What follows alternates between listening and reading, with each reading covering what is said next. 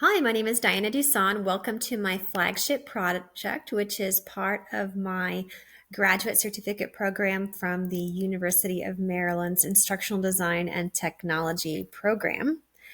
I will be walking you through my course, Mastering OCD, A Path to Empowerment Through Exposure and Response Therapy. We'll be looking at my IDD, which you can find here on my website under Graduate Products, or over here. You can also experience it by clicking this button here. So right now we're going to go to the IDD and check this out first. So the IDD is a conglomeration of everything that I've worked on over these past 8 months. The instructional design document shows the background that led to this creation of this project, the audience that I was going after and why, the learning objectives, modalities, all the delivery methods and learning outcomes that I would hope to get from this and that I based my course on. So if you'll go through it, you see the learner profiles. I have my demographics, background knowledge about these groups, their skills and dispositions, and other things I've considered. I created the course for both people with obsessive compulsive disorder and those who support them or know somebody with OCD. The course is a how-to asynchronous online course.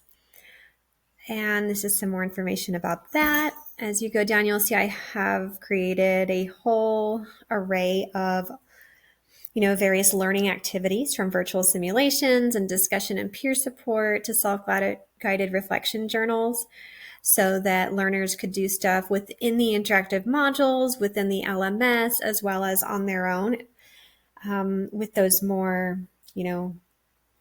at-home journal things being optional. I also included gamification, so I have anxiety meters that rise and fall based on the chronic or acute anxiety that somebody experiences based on a situation and what they do. OCD is presented as a monster, and they are taught about different types of OCD monsters and what to do when encountering them to overcome OCD with a technique called exposure and response prevention therapy. As you'll go down my IDD, you'll also see my course learning outcomes. So by the end of this course, learners will be able to do these following things. So I have my main course learning outcome as well as others. And so the entire course is based off of all of these.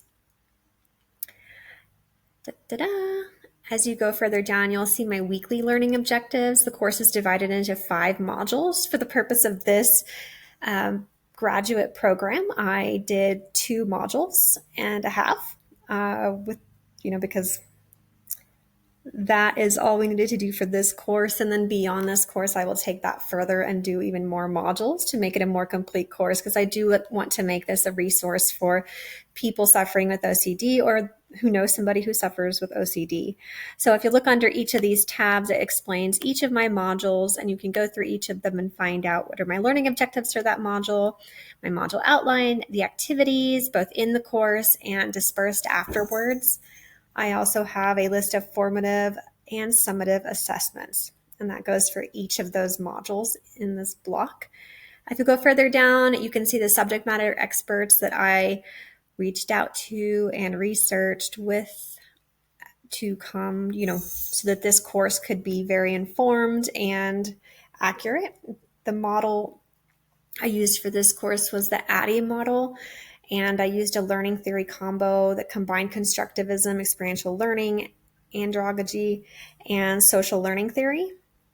In this section, you'll find my digital media things, so different flyers and things that could advertise my course or that could be used around a school and whatnot. I also created an AI video in Beyond, as well as a mini course animation / video using Powtoon.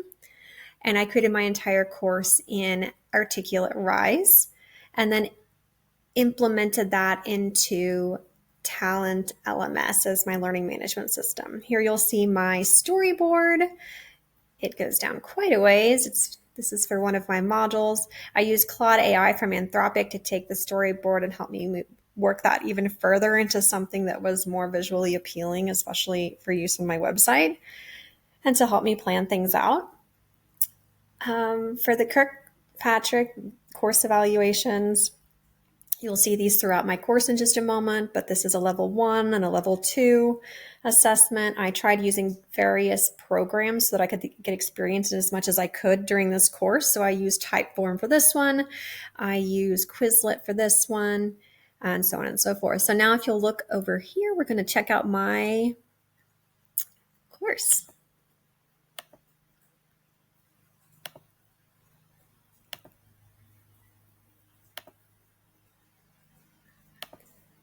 How do I stop the recording?